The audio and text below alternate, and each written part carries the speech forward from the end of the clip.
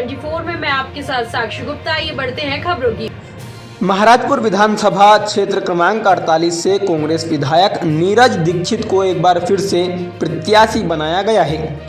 हम आपको बता दें कि कांग्रेस प्रत्याशी नीरज दीक्षित और भाजपा प्रत्याशी कामाख्या प्रताप सिंह का यहां पर सीधा मुकाबला होता नजर आ रहा है। वहीं साल 2018 की हम बात करें तो कांग्रेस प्रत्याशी नीरज दीक्षित ने भाजपा प्रत्याशी और बीजेपी के कद्दावर नेता मानवेंद्र सिंह भंवर राजा को लगभग 15,000 मतों के विशाल अंतर से पराजित कर चुनाव जीता था।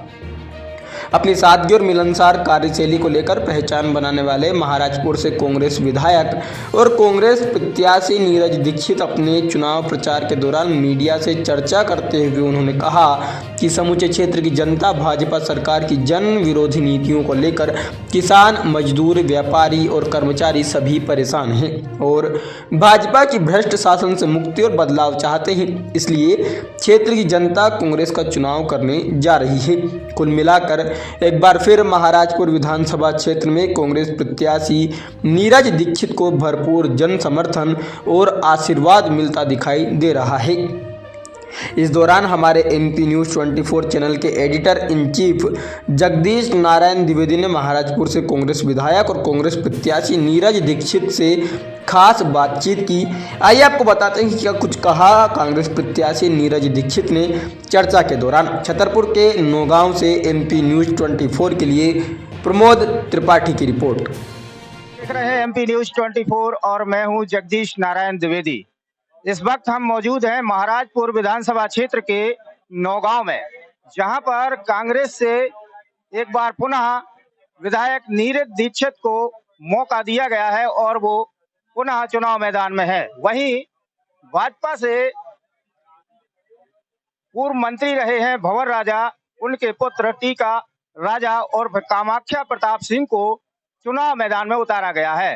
भारी विरोध के चलते भाजपा का यहाँ विरोध कर रही है, तो वहीं देखने में आ रहा है कि उनकी स्थिति काफी पतली बताई जा रही है। तो हम सीधे बात करेंगे, चर्चा की शुरुआत करेंगे कांग्रेस के जो यहाँ से विधायक हैं और कांग्रेस के जो यहाँ से प्रत्याशी हैं नीरज दीक्षित जी। तो आइए सीधी चर्चा की शुरुआत करते हैं। किन मुद्दों को लेकर वो जनता के बीच जा रहे हैं, क्या उनका कहना है और किस प्रकार से जनता उन्हें आशीर्वाद प्रदान कर रही है। भाई साहब नमस्कार। सबसे पहले तो हमारे चैनल पे आपका स्वागत है। हम जानना चाहेंगे कि दूसरी बार आप जो है जनता के बीच में जा रहे हैं और कैसा रुझान मिल रहा है, जनता का कैसा आशीर्वाद मिल रहा है।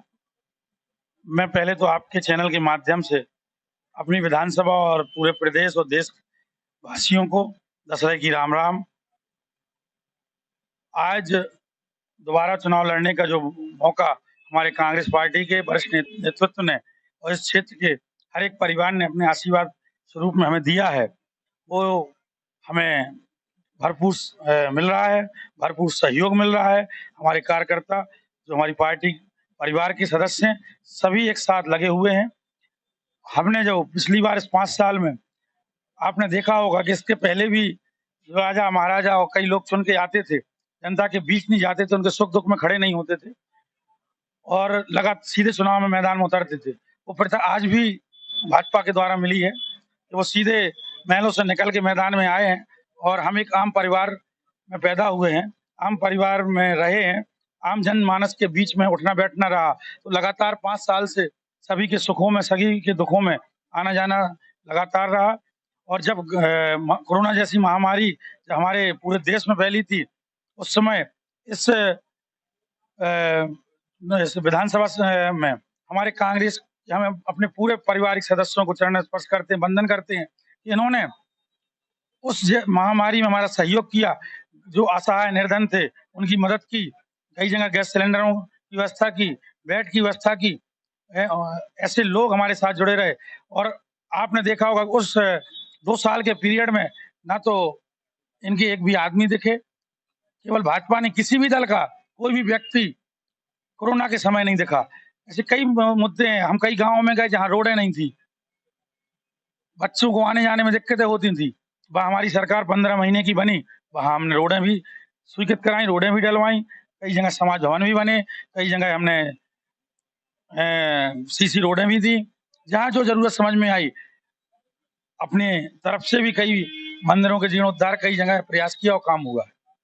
और जब यहाँ पर एक समस्या आपके विधानसभा क्षेत्र में आ रही है, अभी हमारा टीम जो है गरौली के भ्रमण पर गई थी, वहाँ गरौली वासियों ने एक बैनर लगा के रखा है, काम नहीं तो वोट नहीं, कोई शारदा मंदिर को लेकर, इस पर क्या कहना चाहेंगे?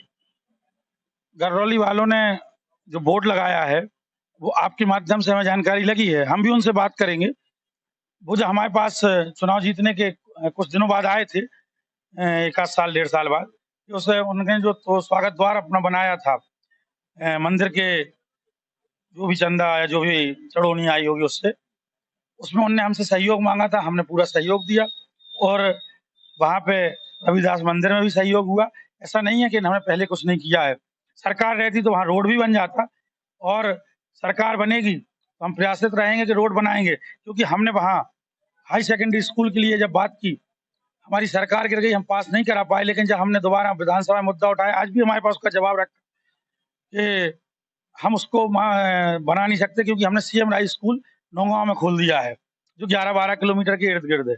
लेकिन सरकार बनेगी, हम वहाँ हाई सेकेंडरी स्कूल बनाएँगे, क्योंकि बच्चियों को आने-जाने में दिक्कतें होती हैं और ऐसे वहाँ के कई मुद्दे थे जो व्यक्तिगत मुद्दे सामने आए, कई मोहल्लों में हैंडपंप की समस्या थी, वहाँ भी हमने हल कराई। एक पूरा वार्ड जहाँ पानी नहीं पहुँच पा रहा था, वहाँ के पूर्व सरपंच हम लोग बैठ के और वर्तमान सरपंच जो बने, बैठ के वहाँ जो नल जल योजना नौगांव आई, उससे कनेक्शन भी करवाए। जो मदद बनी हमने की है, उन लोगों से भी हम बात करेंगे, ऐसी बात नहीं है, वो ये अपने बीच के अपने परिवार के लोग हैं, कहीं न कहीं हमसे भी गलतियाँ हुई होंगी, उनकी पूरी मदद की जाएगी। उनसे आश्वासन हम आपके चैनल के माध्यम से देते हैं कि अगर हमारी सरकार बनती है या हम विधायक बन के आते हैं, तो आपका रोड कहीं न कहीं से तुरंत बनवाने का काम करेंगे, 3 महीने के अंदर उनके रोड का काम लगाएँगे, जी हम वादा उनसे करेंगे। ये थे हमारे साथ कांग्रेस के प्रत्याशी महाराजपुर विधानसभा क्षेत्र से नीरज दीक्षित। तो लगातार आप बने रहिए हमारे साथ, देखते रहिए एमपी न्यूज़ 24। नमस्कार।